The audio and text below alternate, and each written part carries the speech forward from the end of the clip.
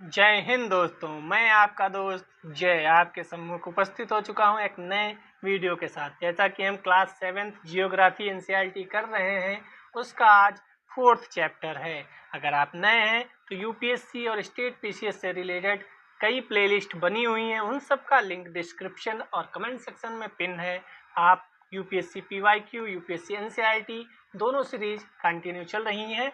जिसी क्रम में आज हम 7th क्लास का एनसीईआरटी जियोग्राफी का 4th चैप्टर पढ़ने वाले हैं। 6th क्लास की एनसीईआरटी पहले से ही कंप्लीट हो चुकी है।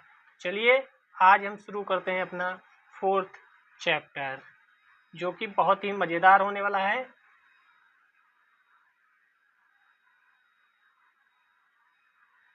चैप्टर का नाम है जल, नहीं सॉरी वायु। इसके बाद हम जल पढ़ेंगे। तो वायु यानी हमारा जो भी एयर डिफेंस सिस्टम है। एयर डिफेंस में क्यों कह रहा हूँ, क्योंकि ये जो है ना वो डिफेंस की तरह भी काम करता है। सन से जो लाइट आती है उसे आने देता है, लेकिन नीचे से जो लाइट जाती है उसको ऑब्जर्व कर लेता है, और आने वाली लाइट जाने वाली लाइट के बीच में ये एक ऐसा हथियार बनकर बैठा है जो हमारी अर्थ को ना बहुत ज़्यादा ठंडा होने देता है और ना ज़्यादा गर्म होने देता है। तो हुआ ना ये हमारे एयर डिफेंस सिस्टम की तरह एक तरीके का। जैसा कि आपने अभी सुना होगा इंडिया और पाकिस्तान के उसमें एयर डिफेंस सिस्टम, तो ये दूसरी टाइप का एयर डिफेंस सिस्टम है। हमारे लिए बहुत ही महत्वपूर्ण ये काम करता है, क्योंकि अगर ये ना हो तो शायद अर्थ सर्वाइव ना कर पाए। तो चलिए शुरू करते हैं। जो नए हैं वह हिस्ट्री का फर्स्ट वीडियो जो एनसीईआरटी चल रही है वो देख कर आएँ। उसमें पूरी तरीके से बताया गया है कि आपको क्या करना है, इसका लाभ कैसे ज़्यादा उठा सकते हैं, एवरीथिंग। जो पुराने हैं वो सब जानते होंगे। चलिए समय ना गंवाते हुए शुरू करते हैं। वायु। हमारी पृथ्वी चारों ओर से वायु की घनी चादर से घिरी हुई है, जिसे वायुमंडल कहते हैं। पृथ्वी पर सभी जीव जीवित रहने के लिए वायुमंडल पर निर्भर हैं। यह हमें सांस लेने के लिए वायु प्रदान करता है। सूर्य की किरणों के हानिकारक प्रभाव से हमारी रक्षा करता है। यही पर मैं बता रहा हूँ कि हमारा डिफेंस सिस्टम है। यदि सुरक्षा की यह चादर ना हो, डिफेंस सिस्टम, तो हम दिन के समय सूर्य की गर्मी से तप्त होकर जल सकते हैं, रात के समय ठंड से जम सकते हैं। अतः यह वह वायु राशि है जिसने पृथ्वी के तापमान को रहने योग्य बनाया है। तो हुआ ना ये बढ़िया सा डिफेंस सिस्टम। वायुमंडल का संगठन किससे बना है? हमें सब पता है, नाइट्रोजन इतना है, ऑक्सीजन इतना है, लेकिन वो ये दो क्वेश्चन पूछेगा ही नहीं। वो तीसरे से लेकर पूछेगा कि कौन सा सबसे ज़्यादा है, कौन सा कम। आप तो क्रोनोलॉजी में लगा दो। आप नाइट्रोजन ऑक्सीजन के बाद कार्बन डाइऑक्साइड क्या ही जिक्र सुनते हैं, जबकि जब आप क्रोनोलॉजी में लगाएंगे तो फंस जाएंगे, क्योंकि आपको तो ऊपर की 4 ही पता हैं और वो 4 यूपीएससी पूछेगा नहीं। क्या आप जानते हैं कि जिस वायु का उपयोग हम सांस लेने के लिए करते हैं, वास्तव में वह अनेक गैसों का मिश्रण होती है। तो हम सांस लेते हैं तो क्या लेते हैं? ऑक्सीजन। नाक के अंदर क्या जाता है? सिर्फ ऑक्सीजन या कोई और? तो आप ये क्वेश्चन पे सोचिएगा जरूर। नाइट्रोजन तथा ऑक्सीजन ऐसी 2 गैसें हैं जिनसे वायुमंडल का बड़ा भाग बना है। Carbon dioxide, helium, ozone, argon, hydrogen कम मात्रा में पाई जाती हैं। और इन्हीं में से पूछ लेगा कि क्रोनोलॉजी समझाइए थोड़ा सा। इन गैसों के अलावा धूल के छोटे छोटे कण भी हवा में मौजूद होते हैं। एक बार क्वेश्चन बन भी चुका है, आपने अगर देखा होगा तो। इसमें दिखाया गया है कि वायु के विभिन्न संगठनों के प्रतिशत क्या हैं। तो नाइट्रोजन 78%, ऑक्सीजन 21%, फिर आता है नाम आर्गन का, जिसका नाम आर्गन है 0.93%। 4th नंबर पे आएगा कार्बन डाइऑक्साइड 0.03%। तो ये दोनों नहीं पूछेगा, वो यहाँ से पूछेगा कि नंबर 1 पे आर्गन, नंबर 2 पे कार्बन डाइऑक्साइड, और नंबर 3, नंबर 4, नंबर 5 पे क्या आएगा। हो सकता है ये भी 2 छोड़ दें, नीचे की 4 पूछ लें। अब आप इन चारों के नाम बताओ, क्योंकि तो यूपीएससी है, कुछ भी कर सकता है। नाइट्रोजन वायु में सर्वाधिक पाई जाने वाली गैस है। जब हम सांस लेते हैं तब फेफड़ों में कुछ नाइट्रोजन भी ले जाते हैं। जो मैंने अभी ऊपर क्वेश्चन आपसे पूछा था कि हम जब सांस लेते हैं तो क्या सिर्फ ऑक्सीजन लेते हैं? नहीं, बहुत कुछ लेते हैं, लेकिन हमें काम सिर्फ ऑक्सीजन का होता है।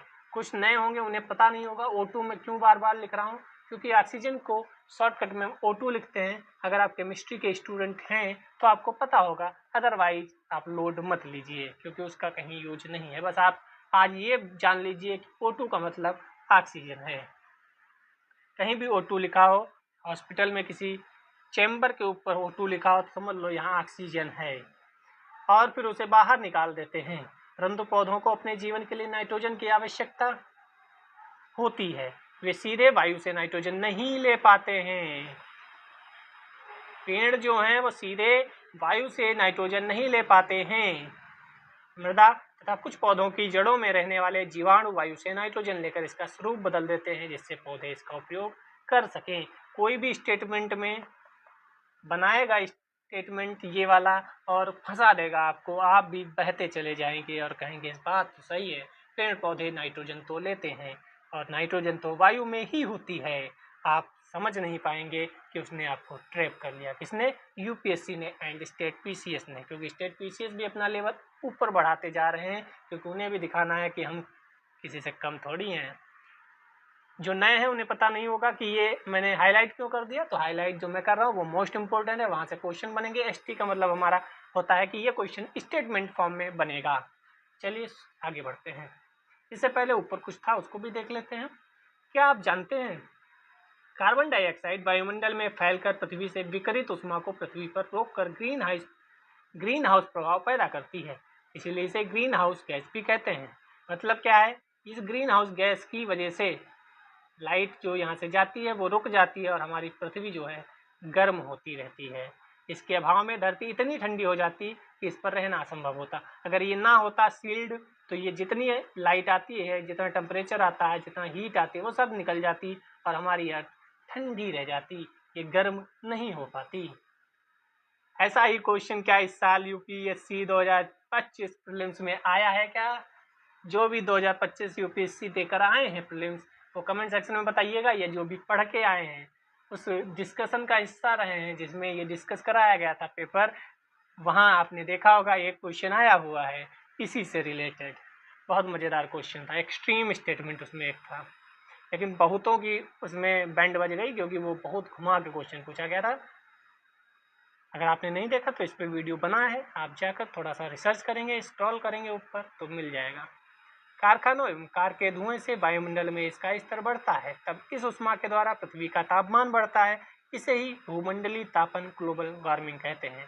तापमान में इस वृद्धि के कारण पृथ्वी के सबसे ठंडे प्रदेश में जमी हुई बर्फ पिघलती है। इसके परिणाम स्वरूप समुद्र के जल स्तर में वृद्धि होती है। सिंपल सी बात है, ऊपर मान लो ग्लेशियर है, उसमें बर्फ है, ये ग्लेशियर है मान लो, इसमें बर्फ है, ये धीरे धीरे पिघल रहा है, नदियों के थ्रू पानी नीचे आ रहा है, धीरे धीरे जितना काम का है उतना पानी नीचे आ रहा है। फिर क्या हुआ? अचानक से गर्मी बढ़ गई, गर्मी बढ़ेगी तो बर्फ ज़्यादा पिघलने लगी और एकदम से पानी यूं यूं यूं यूं करते हुए आया। ये पानी एकदम आएगा तो बाढ़ आएगी, बाढ़ आएगी तो समस्याएं उत्पन्न होंगी। लेकिन कुछ दिन बाद आप देखेंगे कि यहाँ का जो ग्लेशियर था वो धीरे धीरे पिघल कर सब पानी चला गया। अब यहाँ क्या होगा? धीरे धीरे कम हो गया पानी, और कम हो गया पानी तो कुछ दिन बाद यहाँ का पानी हमें नहीं मिलेगा और नदियाँ जाएंगी सूख। फिर पानी हमें इतना मिलेगा कि ये बूंद आ रही हैं, हम कहेंगे वाह क्या नज़ारा है प्रकृति का।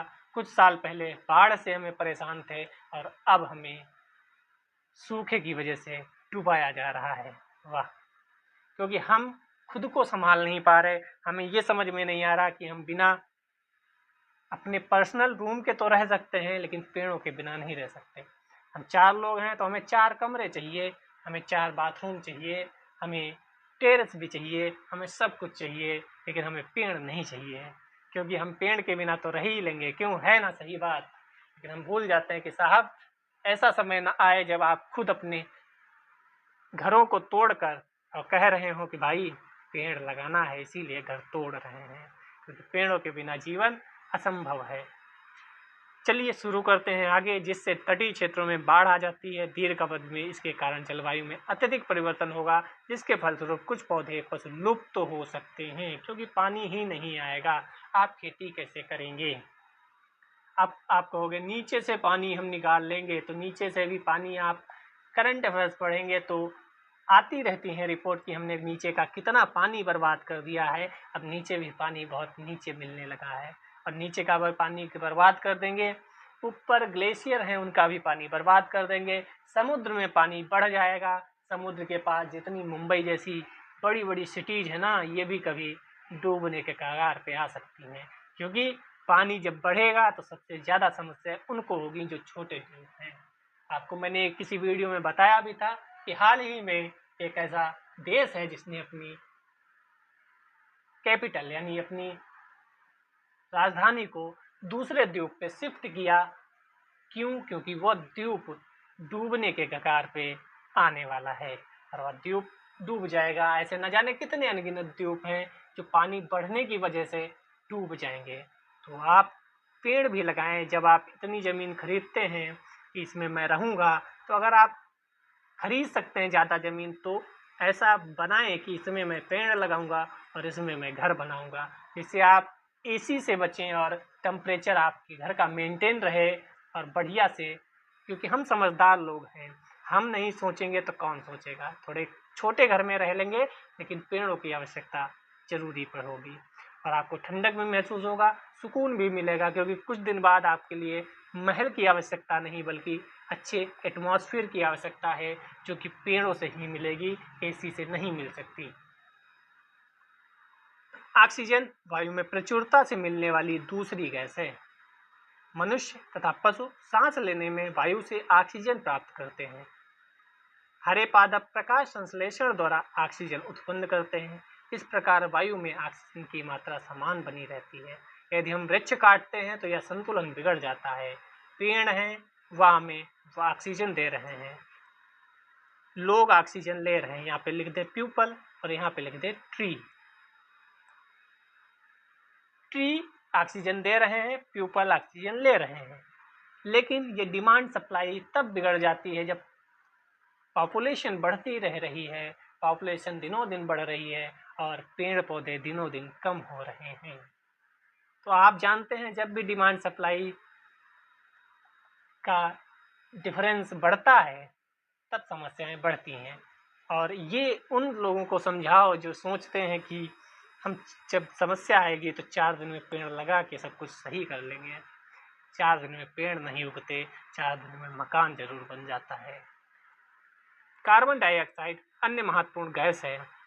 हरे पादप अपने भोजन के रूप में कार्बन डाइऑक्साइड का प्रयोग करते हैं, ऑक्सीजन वापस देते हैं। मनुष्य और पशु कार्बन डाइऑक्साइड बाहर निकालते हैं। जो मैं ये ज्ञान दे रहा हूँ ये कहीं ना कहीं आपको मेंस में लिखने में काम आ जाएगा, क्योंकि आप अभी तैयारी शुरू कर रहे हैं और मेरा कई वर्ष का जीवन इस तैयारी में बीत चुका है।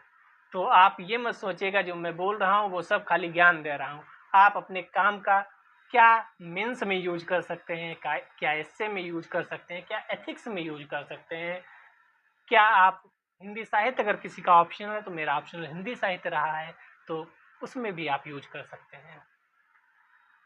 मनुष्यों तथा पशुओं द्वारा बाहर छोड़ी जाने वाली कार्बन डाइऑक्साइड की मात्रा पादपों द्वारा प्रयोग की जाने वाली गैस के बराबर होती है, लेकिन तब जब पेड़ और मनुष्य का संतुलन बना रहे, जिससे यह संतुलन बना रहता है। परंतु यह संतुलन कोयला, खनिज तेल आदि ईंधनों के जलने से गड़बड़ा जाता है।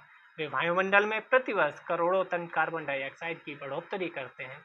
परिणाम स्वरूप कार्बन डाइऑक्साइड का बढ़ा हुआ आयतन पृथ्वी पर मौसम तथा जलवायु को प्रभावित करता है। इसी साल पेरिस के ऊपर एक क्वेश्चन आया था जो कि बहुत महत्वपूर्ण था। अमेरिका जैसा बड़ा देश जो अपनी हितों की वजह से या अमेरिका की वजह से ना कहकर उन राष्ट्रपति महोदय की बात करें जो अपने अमेरिका को ग्रेट बनाने की कोशिश कर रहे हैं। उन्हें ये नहीं पता कि सिर्फ खुद का भला नहीं बल्कि पूरे विश्व का भला करना ज़्यादा आवश्यक होता है। वह अमेरिका को आगे बढ़ाने के चक्कर में जो क्लाइमेट चेंज की डील है, जो बड़ी बड़ी संस्थाएं हैं, उनसे पल्ला झाड़ने में कतई दिमाग नहीं लगा रहे। वो सोच रहे हैं कि नहीं भाई अपन तो रह लेंगे, अपन तो पास पैसा है रह लेंगे, लेकिन उन्हें नहीं पता है कि जब प्रकृति अपने ऊपर आती है तो वह ये नहीं देखती कि कोई करोड़पति है या कोई गरीब, कोई राष्ट्रपति है या कोई प्रधान या कोई गांव का एक किसान। प्रकृति बराबर काम करती है अपना और सब कुछ ले डूबती है। तो शायद उन्हें समझ में नहीं आ रहा, इसीलिए वो ऐसे काम करते हैं जिससे यूपीएससी में क्वेश्चन पूछा जाता है। जब वायु गर्म होती है तो फैलती है, हल्की होकर ऊपर उठती है। ये आप तब देखेंगे जब आप चाय बनाएंगे या पानी गर्म करेंगे तो भाप के रूप में धीरे धीरे पानी ऊपर उठता है। तो वही जब वायु गर्म होती है, जब चीजें गर्म होती हैं तो वो फैलती हैं। ठंडी वायु सघन और भारी होती है, इसलिए इसमें नीचे रहने की प्रवृत्ति होती है। गर्म वायु के ऊपर उठने पर आसपास के क्षेत्रों से ठंडी वायु रिक्त स्थान को भरने के लिए वहां आ जाती है। इस प्रकार वायु चक्र चलता रहता है। अगर मैं आपको बताऊं तो मान लो ये हमारी पृथ्वी है, यहाँ पेड़ लगे हुए हैं, यहाँ घर बने हुए हैं, ये बचपन में बनाते होंगे आप। ये हमारी पृथ्वी है, यहाँ से ऊपर चलती है वायु। जब ये वायु ऊपर उठ जाती है तो यहाँ का प्लेस खाली हो जाता होगा। मान लो यहाँ 50 लोग थे, 50 लोग ऊपर, वो प्रमोशन हो गया तो यहाँ तो काम करने वाला कोई चाहिए ना, तो उसको बाहर से हायर किया जाएगा। तो वही वायु के केस में है, यहाँ की वायु ऊपर उठ जाएगी गर्म होके, तो आसपास की जो ठंडी वायु है वह यहाँ आने का प्रयास करेगी। ठीक है, अब आगे बढ़ते हैं, देखते हैं वायुमंडल की संरचना। हमारे वायुमंडल में 5 परतें हैं, हम 6th क्लास के एनसीईआरटी में थोड़ा सा देखे थे। क्षोभ मंडल, समताप मंडल, मध्य मंडल, बाह्य वायुमंडल और बहिर्मंडल। क्षोभ मंडल क्या है? यह परत वायुमंडल की सबसे महत्वपूर्ण परत है। इसकी औसत ऊंचाई 13 किलोमीटर। इसी मंडल में मौजूद वायु में सांस लेते हैं। मौसम की लगभग सभी घटनाएं जैसे वर्षा, कोहरा, ओला इसी परत के अंदर होता है। तो क्षोभ मंडल में क्या क्या होता है ये आपको पता होना चाहिए, लेकिन लगभग भी पता होना चाहिए, सभी नहीं, लगभग सभी। मान लो ये हमारी पृथ्वी है, ये यहाँ से इतनी ऊंचाई तक हमारा क्या है? क्षोभ मंडल, यानी माउंट एवरेस्ट से थोड़ा ऊंचे तक ही है। फिर इसके बाद आता है समताप मंडल। यहाँ से इसी डायग्राम से क्वेश्चन पूछे जा चुके हैं, तो आप इसको सीरियसली पढ़ना। इसके बाद है मध्य मंडल, फिर है बाह्य मंडल और इसके बाद पूरा ब्रह्मांड यानी बहिर्मंडल। हम इसको ध्यान से देखें तो सारे यहाँ पे आपको बादल बनते हुए नजर आएंगे, यहीं बारिश होती हुई नजर आएगी। जब हम समताप मंडल में जाते हैं, क्षोभ मंडल के ऊपर क्या है? समताप मंडल, वहाँ आपको हवाई जहाज उड़ते मिलेंगे, क्योंकि यहाँ मौसम साफ होता है, यहाँ आपको बादल नहीं मिलते। लेकिन यहीं पे ऊपर अगर देखेंगे तो ओजोन की परत है, जो कि सन से आने वाली हानिकारक जो किरणें हैं उसको पृथ्वी पर आने नहीं देती, और ये बहुत महत्वपूर्ण है, जो कि थोड़ा सा खत्म भी हो रही है उत्तरी ध्रुव या दक्षिणी ध्रुव में। आपको पता होगा, आप बताइएगा। तो इसके ऊपर है मध्य मंडल और उसके ऊपर है बाह्य वायुमंडल। इनके बीच जो लाइन है, जो बाउंड्री है, उनके भी नाम है, उनके नाम एक बार देख लेते हैं हम। तो जो क्षोभ मंडल समताप मंडल के बीच की सीमा है उसे क्षोभ सीमा कहते हैं, क्षोभ बॉर्डर कहते हैं, यानी नीचे वाला जो मंडल है उसी का नाम से क्षोभ सीमा। यहाँ समताप मंडल है तो इसके ऊपर वाली बाउंड्री को समताप मंडल की बाउंड्री को समताप सीमा कहेंगे, मध्य मंडल की बाउंड्री को मध्य सीमा कहेंगे। ठीक है, तो आपको ये पता होना चाहिए कि किनके बीच में कौन सी सीमा बन रही है। तो क्षोभ मंडल समताप मंडल के बीच सीमा क्षोभ सीमा, समताप मंडल मध्य मंडल के बीच समताप सीमा, मध्य मंडल बाह्य वायुमंडल के बीच मध्य सीमा। चलिए समताप मंडल को पढ़ लेते हैं। क्षोभ मंडल के ऊपर का भाग समताप मंडल कहलाता है। ऊंचाई लगभग 50 किलोमीटर होती है।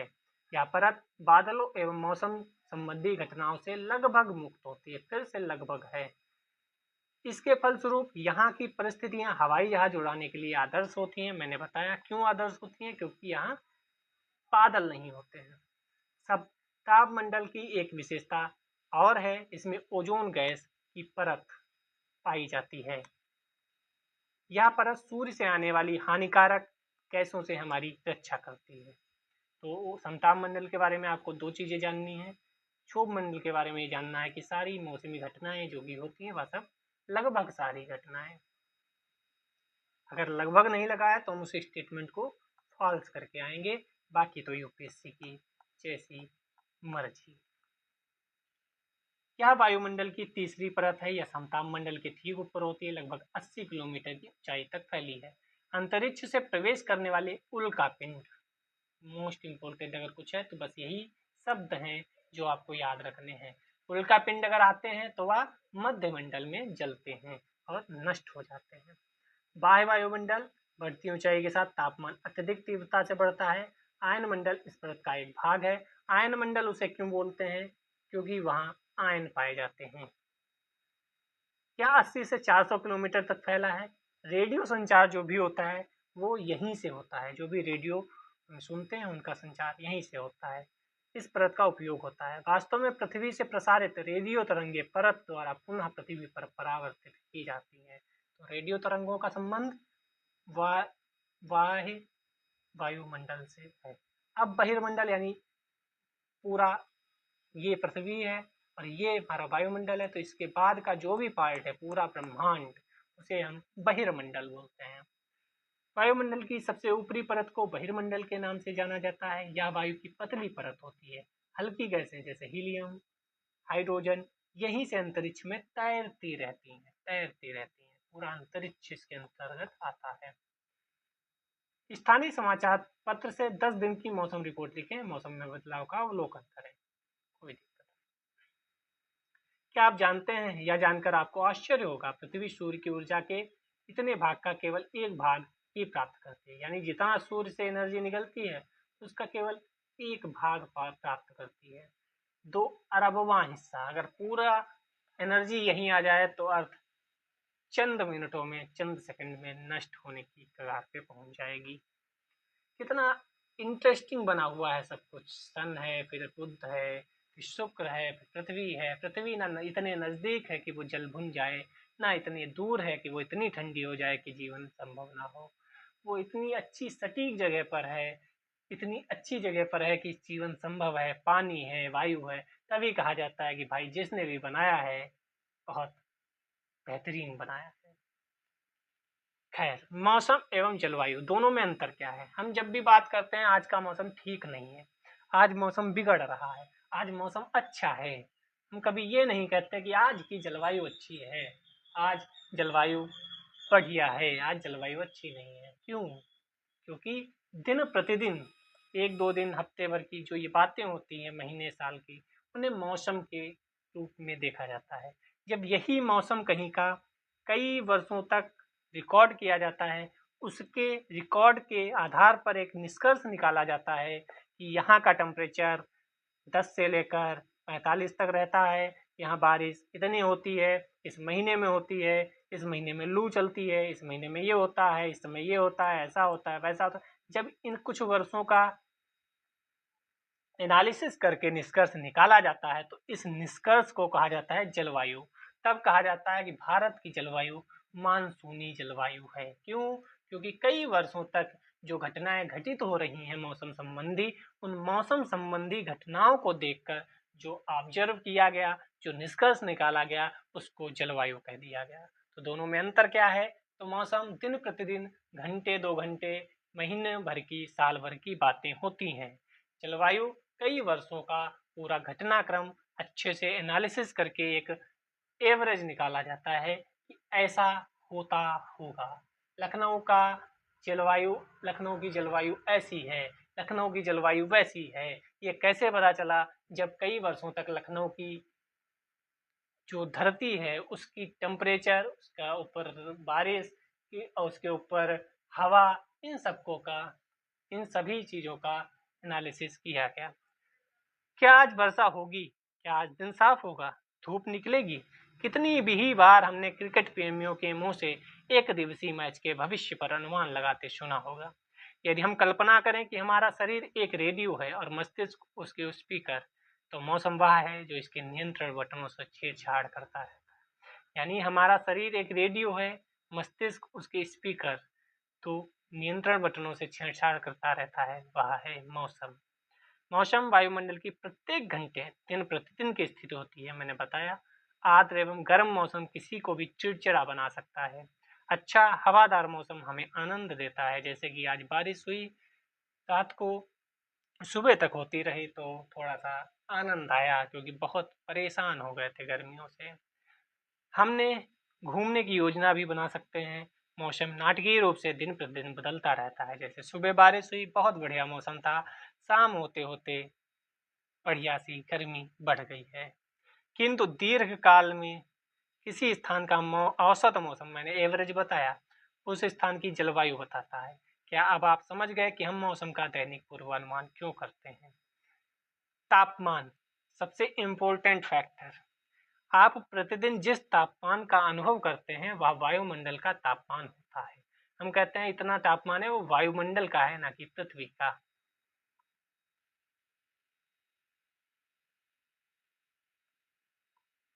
वायु में मौजूद ताप एवं शीतलता के परिमाण को तापमान कहते हैं। तभी वायु की ठंडी हवा आती है तो हमें बहुत सुकून मिलता है, क्योंकि तापमान वायु का होता है। वायुमंडल का तापमान केवल दिन और रात में ही नहीं बदलता, बल्कि ऋतुओं के अनुसार भी बदलता है। शीत ऋतु की अपेक्षा ग्रीष्म ऋतु ज्यादा गर्म होता है। अब पढ़ते हैं आतपन। आतपन एक महत्वपूर्ण कारक है जो तापमान के वितरण को प्रभावित करता है।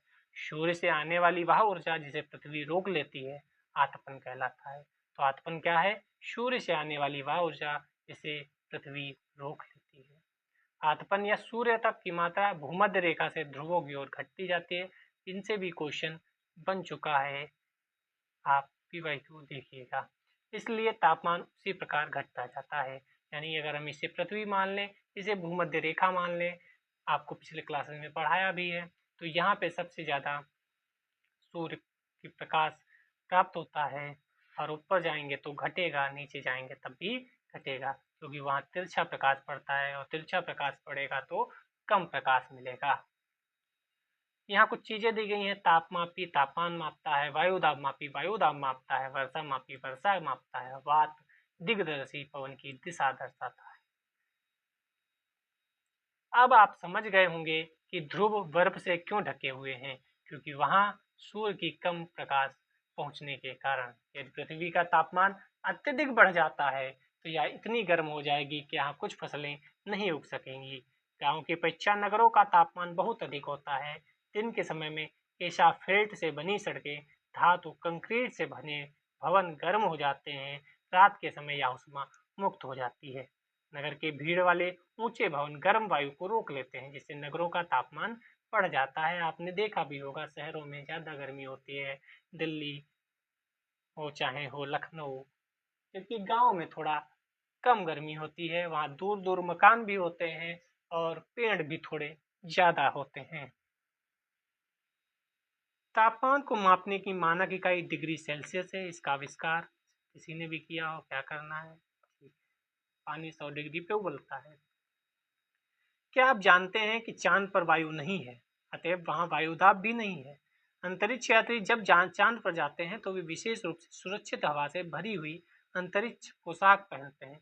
यदि वे इस अंतरिक्ष पोशाक को ना पहने तो अंतरिक्ष यात्रियों के शरीर द्वारा विपरीत बल लगने के कारण उनकी रक्त शिराएं फट सकती हैं, जिससे अंतरिक्ष यात्री रक्त स्रावित हो सकते हैं। समझ में नहीं आया तो हम समझाते हैं। ये मान लो हम हैं खड़ूस आदमी, इसके शरीर पर चारों तरफ से फोर्स लग रही है जो इसे पता नहीं चल रही।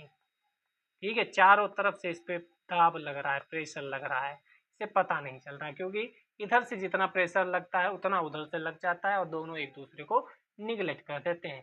सेम आप मानिए आप एक बस में बैठे हुए हैं, एक इधर से धक्का मार रहा है, एक इधर से धक्का मार रहा है, और दोनों बराबर धक्का मार रहे हैं, तो बस क्षणिक समय के लिए भी हिल डुल नहीं रही है, तो आपको ये महसूस ही नहीं होगा कि कोई बस में धक्का मार रहा है। सेम हमारे ऊपर होता है, हमें महसूस नहीं होता कि हमारे ऊपर कोई प्रेशर लगा रहा है, जबकि चारों तरफ से हमारे ऊपर प्रेशर लगता रहता है। हम इसमें पढ़ाई और नौकरी और गर्लफ्रेंड बॉयफ्रेंड की बात नहीं कर रहे। ये प्रेशर वायु के द्वारा लगाया जाता है, वायु दाब जिसे कहते हैं। यह जानकर आपको आश्चर्य होगा वायु हमारे शरीर पर उच्च दाब के साथ बल लगाती है, मैंने समझा दिया, किंतु हम इसका अनुभव नहीं करते। तो यह भी बता दिया, यह इसलिए होता है क्योंकि वायु का दाब हमारे ऊपर सभी दिशाओं से लगता है, हमारा शरीर विपरीत बल लगाता है, यह भी बता दिया। तभी कहा जाता है आदत बन जाती है कुछ चीजें। तो हमारा शरीर भी इन पर बल, यही बन गया है, इन पर बल लगा रहा है दूसरी तरफ, क्योंकि ये बल लगा रहे हैं तो हम भी बल लगा रहे हैं। अब चांद पर हम जाएंगे, कभी तो जाएंगे, तो चांद पर जब जाएंगे तो वहां हमारा शरीर तो वैसे ही बना है कि हमें तो प्रेशर मारना है बाहर की तरफ। वहां पता चला हम पर प्रेशर लग ही नहीं रहा, तो हम पर प्रेशर नहीं लग रहा, हम प्रेशर लगाएंगे तो समस्याएं उत्पन्न होंगी, मिसमैच होगा और समस्या बढ़ जाएगी। इसीलिए वहां कैसे पोशाक पहने जाते हैं, हवा से भरे हुए। पृथ्वी की सतह पर वायु के भार द्वारा लगाया गया दाब वायुदाब कहलाता है। वायुमंडल में ऊपर की ओर जाने पर दाब तेजी से गिरने लगता है। इस लाइन को भी मैं समझा दूंगा। जैसे मान लो आप यहाँ पर खड़े हैं, आपके ऊपर इतना प्रेशर लग रहा है, इतनी जगह के जो पॉइंट हैं वो प्रेशर लगा रहे हैं, ठीक है। अब आप मान लो थोड़ा सा ऊपर गए, यहाँ पर तो आपके ऊपर कितना प्रेशर लगाएंगे, इतने वाले लोग प्रेशर लगाएंगे। तो ऊपर गए तो प्रेशर कम हुआ, सिंपल था, क्योंकि आधे पार्टिकल तो नीचे रह गए।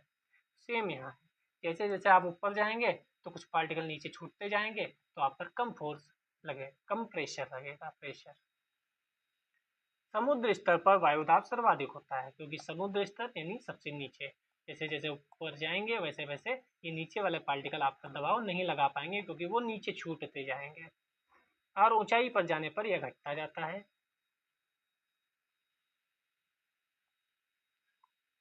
वायुदाब का क्षैतिज वितरण किसी स्थान पर उपस्थित वायु के ताप द्वारा प्रभावित होता है।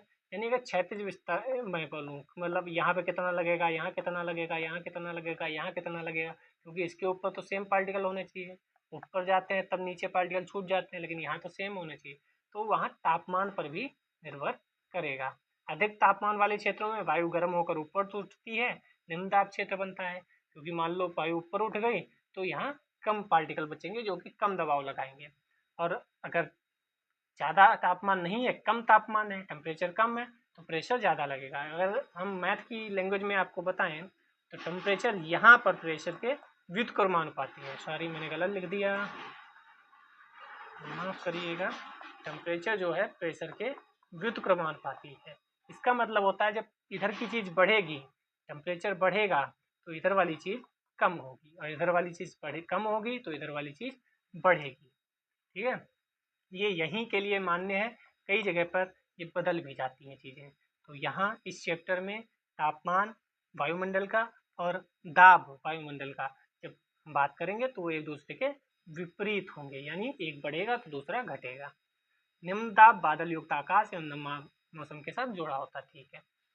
हमें क्या याद रखना है, अधिक तापमान वाले क्षेत्र में वायु गर्म होकर ऊपर उठती है या निम्न दाब क्षेत्र बनता है। यानी तापमान अधिक तो निम्न दाब क्षेत्र, तापमान कम तो उच्च दाब क्षेत्र। कम तापमान वाले क्षेत्रों की वायु ठंडी होती है, मैंने बता दिया। इसके फलस्वरूप यह भारी होती है। भारी वायु निमज्जित होकर उच्च दाब क्षेत्र बनाती है। उच्च ताप के कारण स्पष्ट एवं स्वच्छ आकाश होता है। तो कैसा आकाश होता है ये भी कथन कारण में क्वेश्चन आ सकता है। तो ऊपर वाला याद रखेंगे, उसके विपरीत नीचे वाला हो जाएगा। तो अधिक तापमान निम्न दाब क्षेत्र बादल युक्त आकाश, और कम तापमान तो दाब क्षेत्र उच्च होगा और स्पष्ट एवं स्वच्छ आकाश।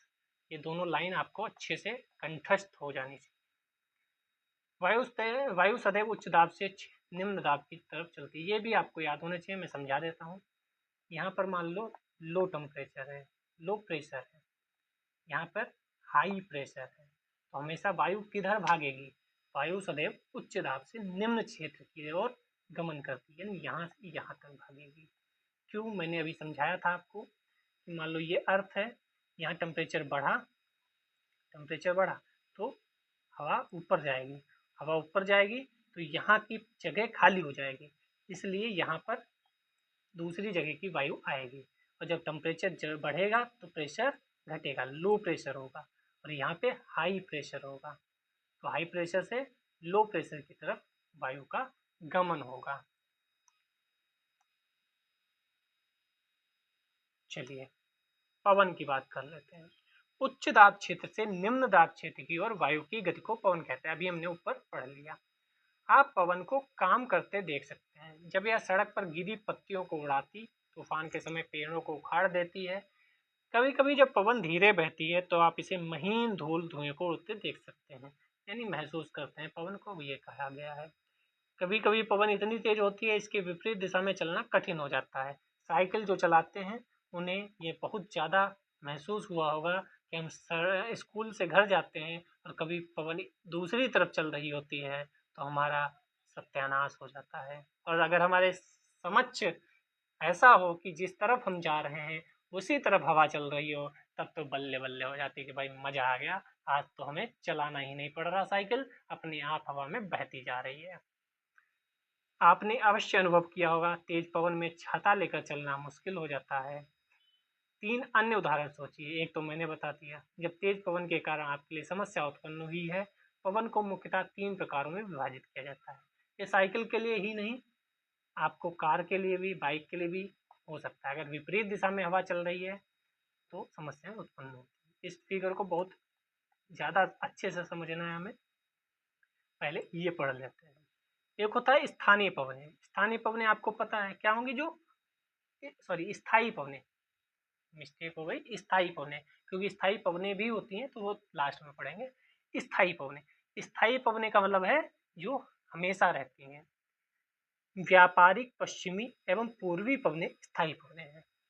ये वर्ष भर लगातार निश्चित दिशा में चलती हैं। यहाँ पर कॉमा होना चाहिए। एक व्यापारिक पवनें हैं, एक पश्चिमी पवनें हैं, एक पूर्वी पवनें हैं। ये 3 पवनें हैं जो वर्ष भर चलती हैं, जो स्थायी हैं। दूसरा है मौसमी पवनें, जब मौसम होता है उसका, जब मूड होता है तब चलती हैं। ये पवनें विभिन्न ऋतुओं में अपनी दिशा बदलती रहती हैं। उदाहरण के लिए भारत में मानसूनी पवनें, मानसूनी पवनें मौसमी है। स्थानीय पवनें कि लखनऊ में ऐसी चल रही है, बेंगलोर में ऐसी चल रही है और कर्नाटक में वैसी चल रही है, तो जो स्थान है वहाँ अलग अलग भी हो सकती है। ये पवनें किसी छोटे क्षेत्र में वर्ष या दिन के किसी विशेष समय में चलती हैं। उदाहरण के लिए स्थल एवं समुद्री समीर। स्थल एवं समुद्री समीर क्या होता है, ये मान लो अर्थ है, इधर पानी भरा हुआ है, ये हमारा मान लो जहाँ हम रह रहे हैं, इधर पेड़ लगे हैं, इधर से इधर चल रही है हवा, यानी समुद्र से अर्थ की तरफ यानी स्थल की तरफ, तो उसे बोलेंगे समुद्री समीर। समुद्र से चल रही है, समुद्री समीर। अर्थ से समुद्र की तरफ, अर्थ बार बार बोल रहा हूँ, स्थल, स्थल से समुद्र की तरफ चल रही है तो स्थल समीर। नाम उसके उद्गम से होता है, ना कि उसके पहुंचने से। जहां से पवन चल रही है उसके आधार पर उसका नाम होता है। समुद्र से चलेगी तो समुद्री समीर, स्थल से चलेगी तो स्थल समीर। आपको समझ में आ गया। पर्वत से घाटी की तरफ चलेगी तो पर्वत बोलेंगे उसे, पर्वतीय पवनें। घाटी से पर्वत की तरफ चलेगी तो उसे घाटी पवनें बोलेंगे, यानी जहां से चलेगी। अभी आपने ऊपर देखा पश्चिमी पूर्वी, पश्चिमी उसे बोलेंगे जो पश्चिम से चलेंगे, पूर्वी उसे बोलेंगे जो पूर्व से चलेंगे। तो नाम जो पवनों का है वह किस आधार पे है कि वह किस तरफ से चल रही हैं, ना कि किस तरफ जा रही हैं। समझ में आएगा। ये बहुत क्लियरली आपको पता होना चाहिए क्योंकि बहुत ज़्यादा इम्पोर्टेंट है। ठीक है, अब इसको साफ कर लेते हैं, थोड़ा सा इस डायग्राम को देख लेते हैं जो कि बहुत महत्वपूर्ण है। यहाँ पढ़ लेंगे तो 11th में थोड़ा सा समझने में आसानी रहेगी। ठीक है, चलिए आप यहाँ पे देखेंगे 0 डिग्री है, फिर 23.5 यानी कर्क रेखा हमारी, 23.5 यानी मकर रेखा। ठीक है, तो यहाँ पर आप देखेंगे भूमध्य रेखा से ऊपर, यहाँ से यहाँ तक हमने इस उष्ण कटिबंधीय बोला था, हालांकि बोला यहाँ तक था लेकिन मान लेते हैं, यहाँ से यहाँ तक एक ही दिया है। इसमें क्या होता है, ये भूमध्य रेखा है, ठीक है, बीच में भूमध्य रेखा, एक लाइन ऊपर एक लाइन नीचे। यहाँ ऐसे पवनें चलती हैं भूमध्य रेखा की तरफ, नीचे भी ऐसे पवनें चलती है भूमध्य रेखा की तरफ। इनको क्या बोलते हैं, व्यापारिक पवनें। ये उत्तर वाली कहाँ से आ रही है, उत्तर पूर्व। इसको हम बनाए तो ये होता है ईस्ट, ये होता है वेस्ट, नॉर्थ, साउथ। हिंदी में लिखे तो पूरब, पश्चिम, उत्तर, दक्षिण। इधर से पवनें चल रही हैं ऊपर वाली, तो इन्हें क्या बोलेंगे? उत्तर पूर्वी व्यापारिक पवनें। उत्तर पूर्वी व्यापारिक पवनें। ये आप देखेंगे तो ये इधर से चल रही हैं, यानी साउथ ईस्ट की तरफ से, तो इन्हें क्या बोलेंगे? दक्षिण पूर्वी व्यापारिक पवनें। ठीक है, तो जिस तरफ से चल रही है उस तरफ के हिसाब से उसका नाम होगा, और यहाँ वाली पवनों को हम व्यापारिक पवनें कहते हैं। तो उत्तर पूर्वी व्यापारिक पवनें, दक्षिण पूर्वी व्यापारिक पवनें। समझ में आ गया आपको? अब दूसरा पार्ट लेते हैं इसका। दूसरा पार्ट मतलब यहां से लेकर यहां तक, और दूसरी तरफ भी इतना ही एरिया। इसमें क्या है? इस तरफ चलती है पवनें, और यहाँ भी इस तरफ चलती है पवनें। तो ये किधर से चल रही हैं? ये चल रही हैं वेस्ट और साउथ, तो ये वेस्ट साउथ बोलेंगे, यानी दक्षिण पश्चिमी। और ये चल रही हैं ऐसे, तो इन्हें बोलेंगे उत्तर पश्चिमी। और इन्हें पछुआ पवनें बोलते हैं, पछुआ पवनें। पछुआ पवनें, दोनों पछुआ पवनें हैं। ये दोनों क्या थी? ये दोनों थी उत्तर व्यापारिक पवनें, या और दक्षिणी व्यापारिक पवनें। ये दोनों व्यापारिक पवनें थी। ठीक है, ये दोनों क्या हैं? पछुआ पवनें हैं। ठीक है, इसके ऊपर हम जाएंगे तो ये क्या होंगी? ध्रुवी पूर्वी पवनें और ध्रुवी पूर्वी पवन। ठीक है, तो ये तीन पार्ट में डिवाइड है। एक आपका ये हो गया, एक आपका ये हो गया, और एक आपका ये हो गया।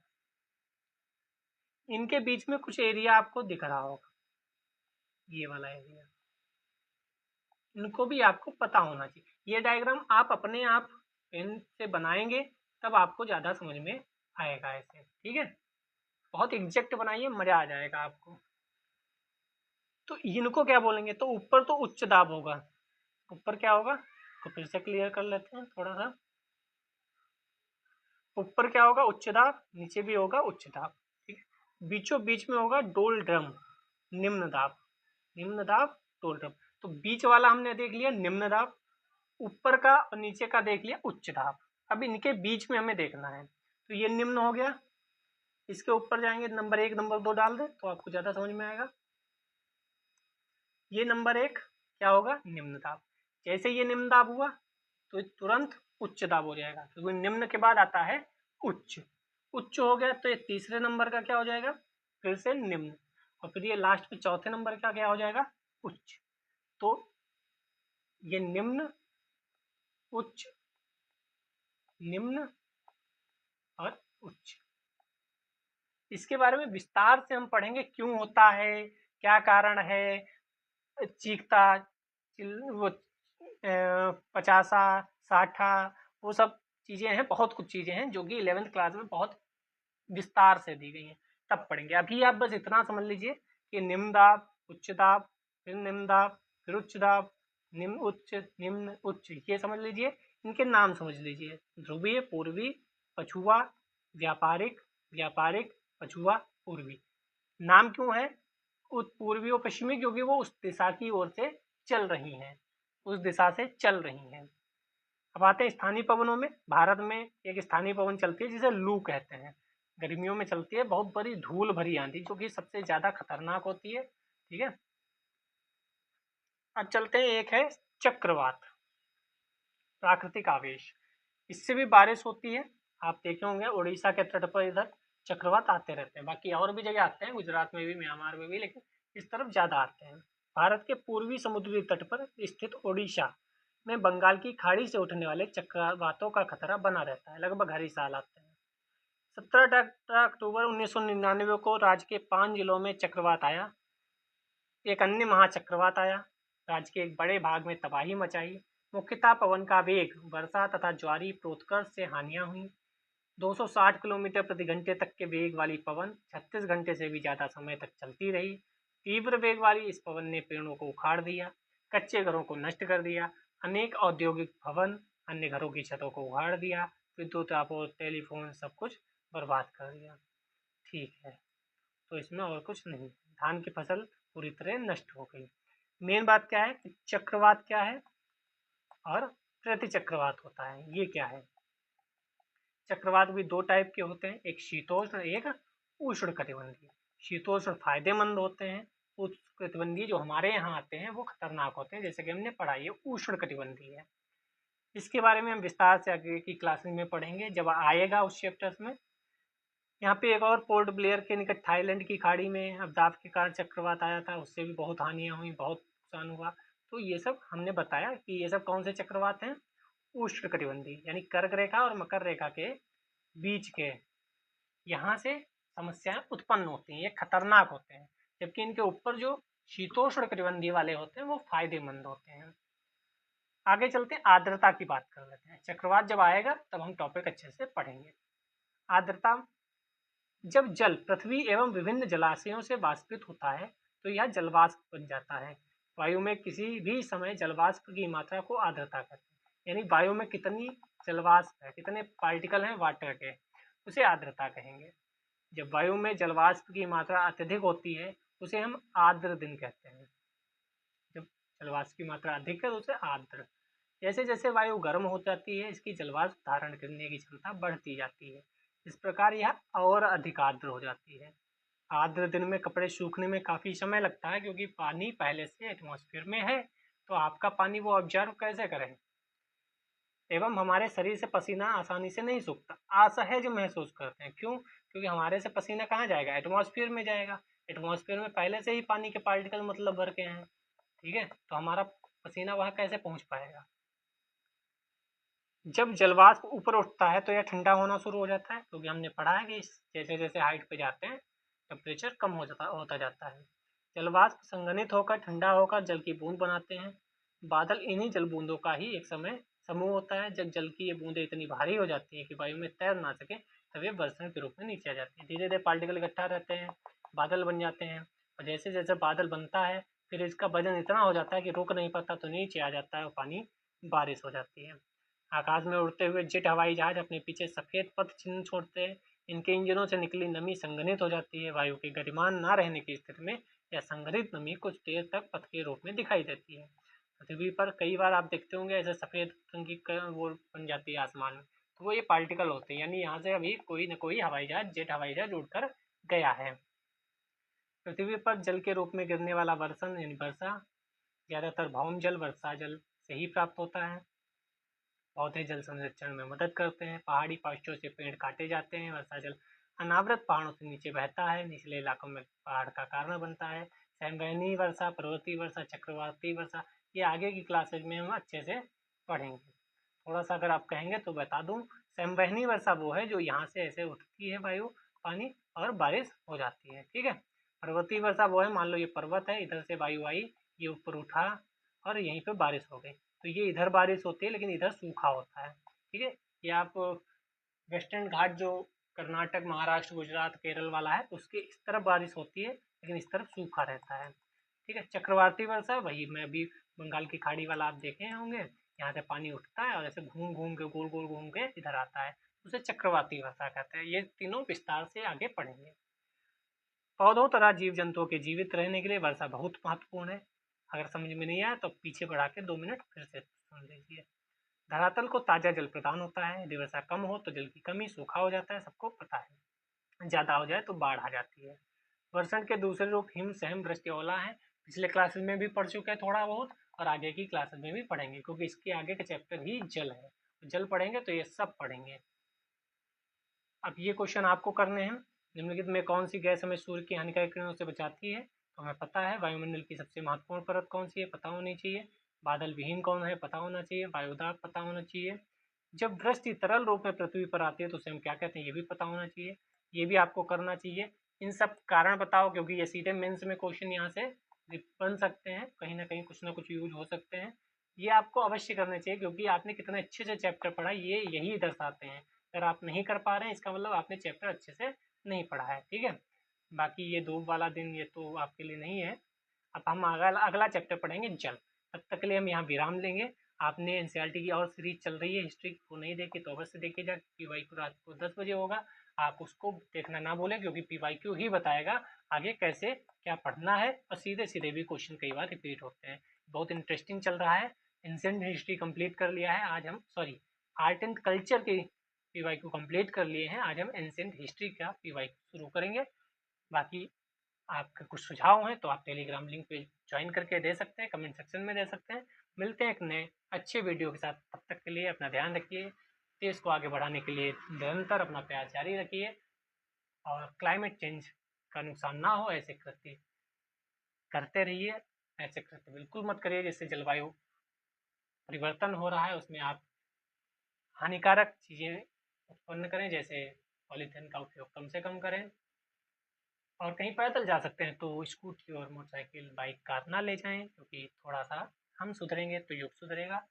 बाकी जय हिंद, जय भारत। कैसा लगा क्लास कमेंट सेक्शन में अवश्य बताइएगा।